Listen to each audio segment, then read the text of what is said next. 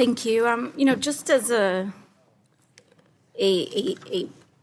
alternative point of consideration here in terms of New York State's recent moratorium, the kind of thought that, if you don't want to build in your backyard, then maybe you shouldn't have access to compute. We could say the same thing about Silicon Valley.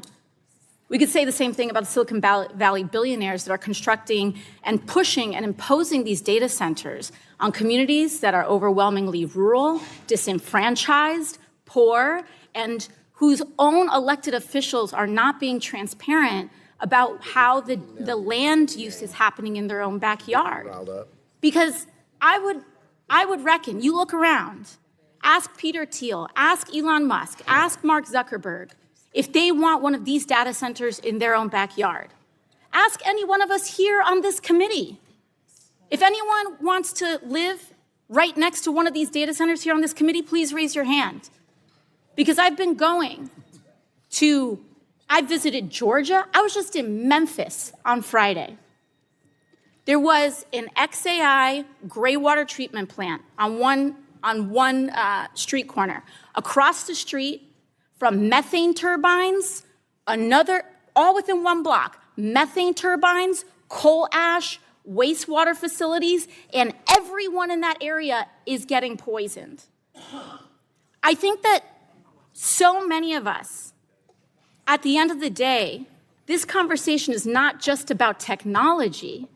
It's about people's ability to live without getting cancer, people's ability to have a home that doesn't get cracked up in their foundations because this construction is going on that their city council is not informing them of, that their county commissioners are not being transparent about, and that people aren't voting on.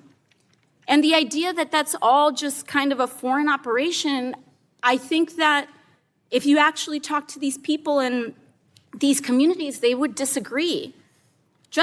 And on top of that, in New York, it's not just the electricity bills, it's the water.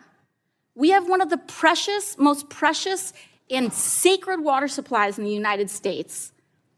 Once you compromise that, it's done. Ask people in Flint. Ask people across the country. When their critical water supplies are compromised, it takes years, if not decades, to clean up again. So I think what people are asking for in their basic protections is not too much to ask.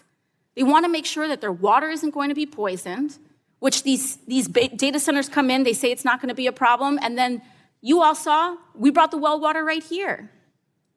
So we need to have protections in place for people. And when we talk about increased worker productivity, that's because millions of people stand to lose their jobs. And so you have people where we're seeing some of the output of AI, increase productivity per role, and we're seeing lots of companies talk about how many people you can lay off with this technology. What is the plan? And I think it's not unreasonable for the working class people that we are elected to respond to ask questions and to deserve and feel entitled to a response from their elected officials. That's all. And with that, I yield back.